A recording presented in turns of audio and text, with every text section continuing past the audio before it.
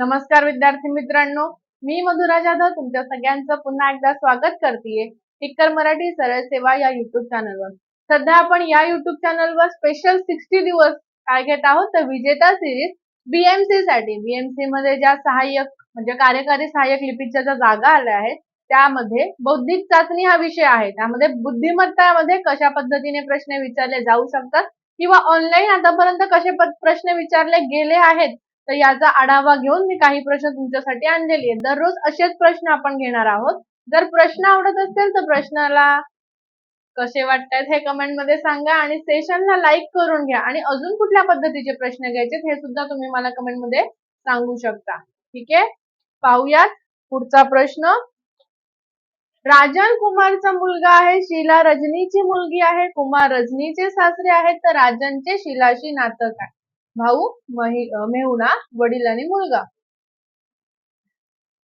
बघा काय सांगितलाय प्रश्न।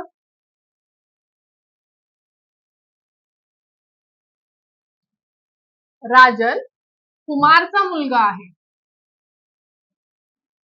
कुमारचा मुलगा राजन, शीला रजनीची मुलगी आहे, कुमार रजनीचे सासरे आहेत, कुमार हे रजनीचे सासरे आहेत आणि शीला ही रजनीची मुलगी आहे। आता आपले सासरे म्हणजे आपल्या नवऱ्याचे वडील, हो ना, त्यांनी सांगितले राजनचे शीलाशी नातं काय, म्हणजे राजन हा शीलाचा कोण? राजन हा शीलाचा कोण आहे? वडील येत आहेत, म्हणून पर्याय क्रमांक आपला तिसरा येतोय।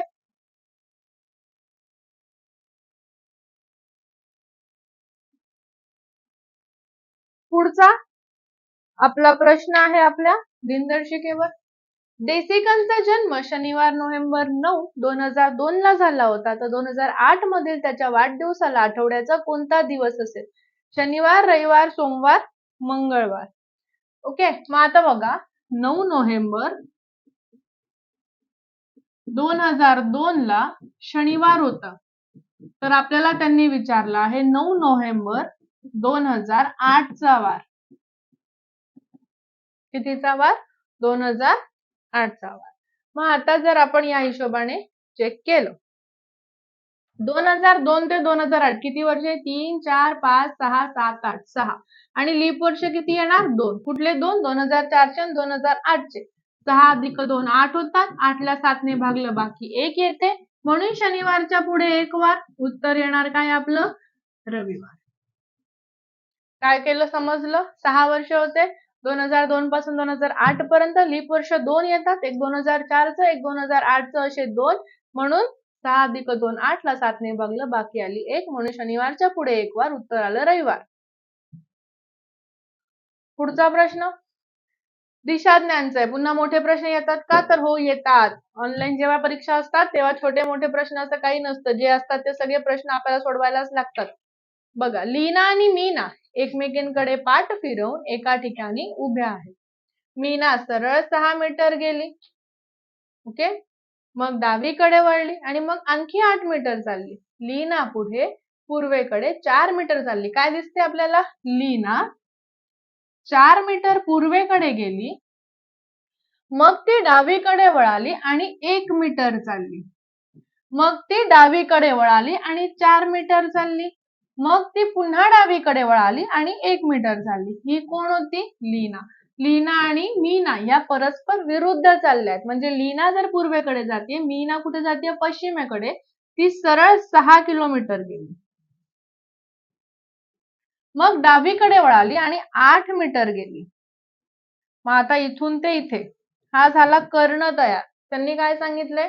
मीना ही लीना पासून किती दूर आणि कोणत्या दिशेला आहे? इथे आहे लीना, इथे आहे मीना, ही कुठली दिशा झाली आपल्याला? बरं, आधी आपण अजून सविस्तर प्रश्न पाहून घेऊयात। ही लीना झाली, ही मीना झाली। आता जर आपण कर्ण पाहिला तर 8चा वर्ग अधिक 6चा वर्ग, 8चा वर्ग 64, 6चा वर्ग 36, वर्गमुळात 100, उत्तर आलं 10, म्हणजे दोघींचं तर 10 वर आहे। पण मीना ही लीना पासून इथे आहे, ही कोणती दिशा असते? दक्षिण पश्चिम, म्हणजेच नैऋत्य म्हटलं तरीही चालेल। ऑप्शन मध्ये आहे का? दोघे एकमेकींपासून 10 मीटर दक्षिण पश्चिमेला आहे, तर हो आहे. म्हणून पर्याय कुठला आला? चौथा.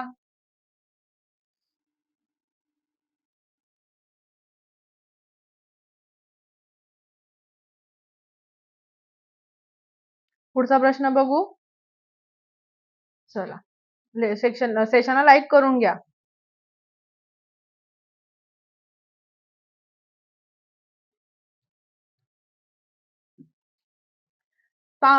सांकेतिक भाषेचा प्रश्न.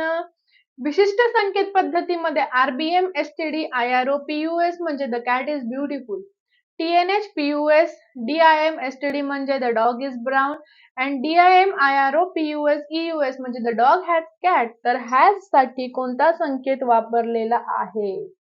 सांगितलं ईयूएस, आयआरओ, एसटीडी, डीआयएम. आता पूर्ण आपल्याला सोडवायलाच लागेल.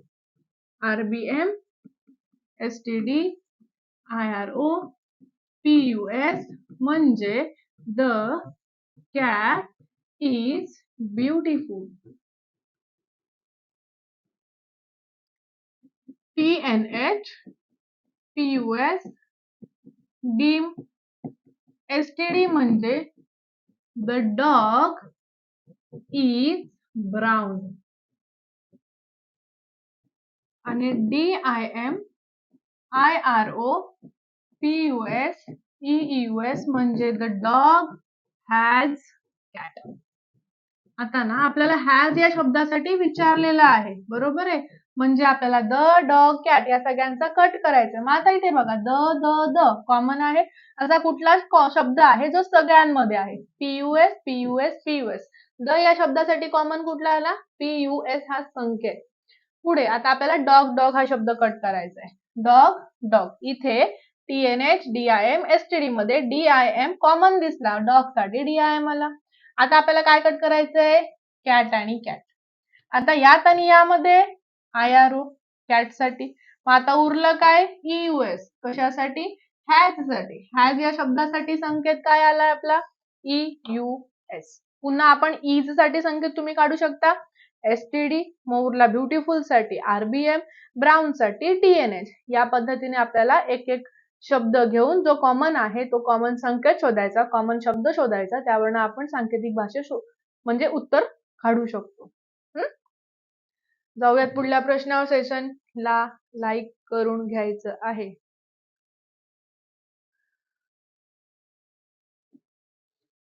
पुढचा प्रश्न सोपा आहे.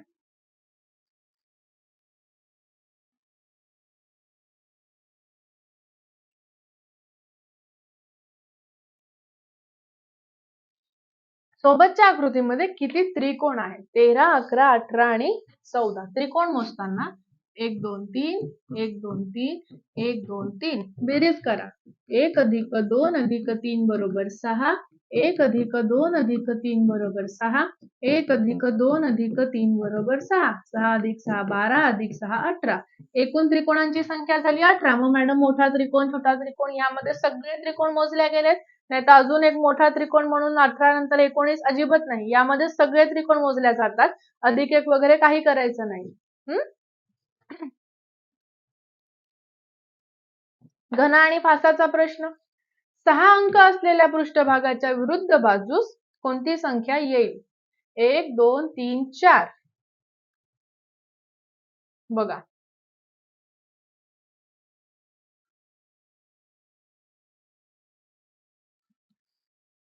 6. 6 या अंकासोबत आपल्याला 2 हा अंक दिसतोय, 3 हा अंक दिसतोय, 4 हा अंक दिसतोय, 5 हा अंक पण दिसत आहे. आता 6 सोबत फक्त एक अंक दिसत नाहीये, हो ना. म्हणून 6च्या विरुद्ध आला 1. जो अंक विरुद्ध असतो तो एकमेकांच्या बाजूच्या पृष्ठावर दिसत नाही, हो ना. 6च्या सोबत एक दिसतोय का आपल्याला? बिलकुल दिसत नाही. याची दुसरी पद्धत, जेव्हा दोन फासाच्या दोन बाजू समान असतात तेव्हा उर्वरित बाजू एकमेकांच्या विरुद्ध असते. 2 4 2 4 म्हणजे 6च्या विरुद्ध 1. ही सुद्धा एक पद्धत आहे. हळूहळू तुम्हाला अजून सगळ्या गोष्टी समजून जातील.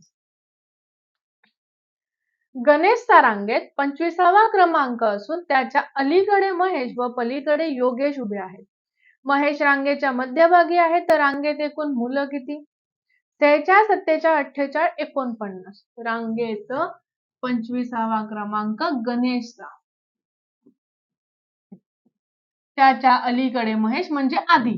24वा महेश. त्याच्या पलीकडे म्हणजे नंतर योगेश.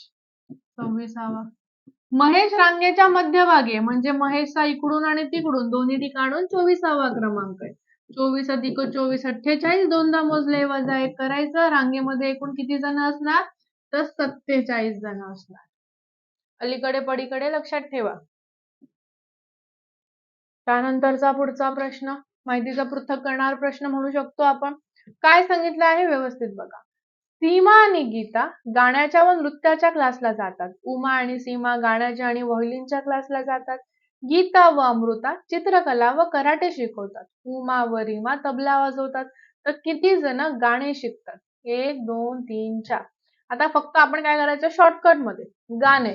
गाणं कोण म्हणतंय? सीमा म्हणत आहे. गाणं गीता पण म्हणत आहे. गाणं उमा म्हणत आहे. सीमा म्हणत आहे. बस गाणे एवढेच आहेत. म्हणजे गाणे म्हणणारे किती दिसले आपल्याला? 3 जण दिसली. सीमा, गीता, उमा. हे झालं एकदम शॉर्टकट मध्ये. किती मोठा प्रश्न आला तरी तुम्ही अशा पद्धतीने सोडवू शकता. पुढचा प्रश्न घड्याळाचा. दुपारी 3:40 झाली असताना घड्याळाचा तास काटा व मिनिट काटा यांच्यातील कोन किती अंशाचा असेल? 140, 150, 130, 160.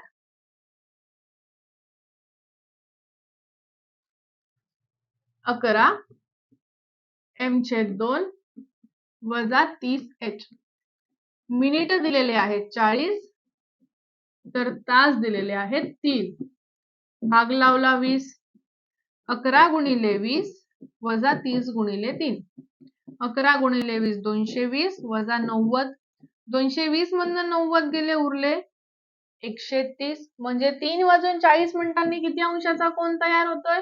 तर 130 अंशाचा कोन तयार होतोय. सोपा आहे.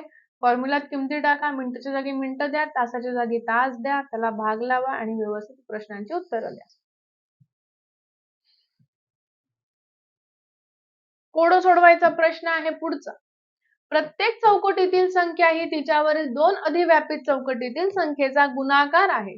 रिकाम्या चौकटीमधील संख्यांची बेरीज काय आहे? 20, 4, 24, 30. आता बघा 6 35. मग आता 30 ला कितीने गुणल्यावर 600 येणार? तर 20 ने गुणल्यावर. मग आता 5 ने कितीने गुणल्यावर 20 येणार? 4 ने. रिकाम्या चौकटीतील जागांची बेरीज म्हटलंय. 20 अधिक 4 24. प्रश्न विचारताना कसा विचारला गेला ह्याकडे जास्त लक्ष द्या.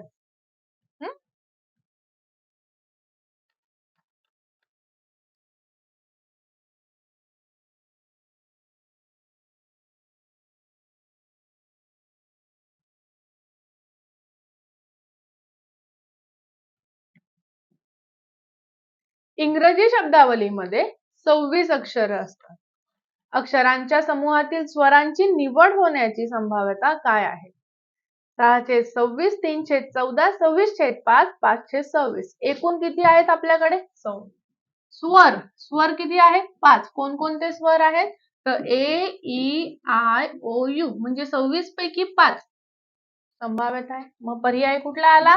526. पर्याय आला चौथा. सोपं असतं संभाव्यता खूप.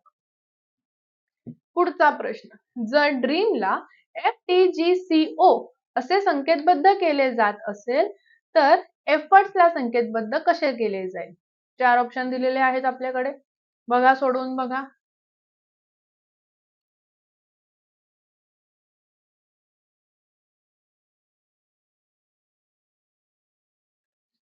Dream DREAM DEF RST EFG ABC MNO. मग आपल्याला त्यांनी एफर्ट साठी म्हटले. प्रत्येक पद हे 2-2 ने पुढे जात आहे. EFG FGH FGH OPQ RST TUV STU. उत्तर काय आलं? GHH QTVU पर्याय येणार पहिला.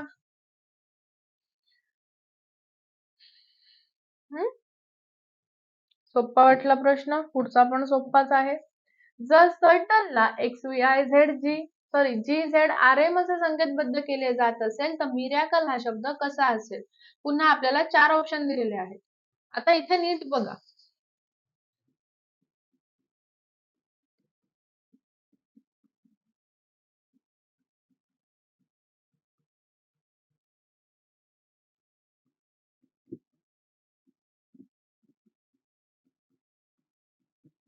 ही तर मी बाराखडी लिहिली इंग्लिश मध्ये, तिथे तुम्हाला येते हो ना.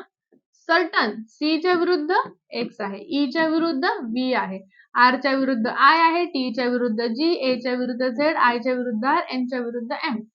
आपल्याला तुम्हाला सेम याच प्रकारे मिरॅकल या शब्दासाठी विचारले. M च्या विरुद्ध N आहे, I च्या विरुद्ध R, R च्या विरुद्ध I, A च्या विरुद्ध Z, C च्या विरुद्ध X, L च्या विरुद्ध O, E च्या विरुद्ध V. उत्तर काय आलं? NRIZXON. एकमेकांच्या समोरासमोरील किंवा एकमेकांच्या विरुद्ध पद लिहिलेले. ठीक आहे. तर हे होते आपले आजचे बुद्धिमत्ताचे प्रश्न जर आवडले असतील तर नक्की कमेंट मध्ये सांगा आणि नक्की सेशनला लाईक करा. ज्या पद्धतीने तुम्ही कमेंट कराल, लाईक कराल, त्या पद्धतीने आपण लवकरात लवकर लाईव्ह सेशन घेऊन येणार आहोत. तर पुन्हा सांगेल, लाईक करा, शेअर करा. चॅनलवर नवीन असाल चॅनलला सबस्क्राईब करून घ्या. दररोज भेटूयात. आता थांबते. Bye bye. Take care. Have a great day. Be happy, be positive. Thank you.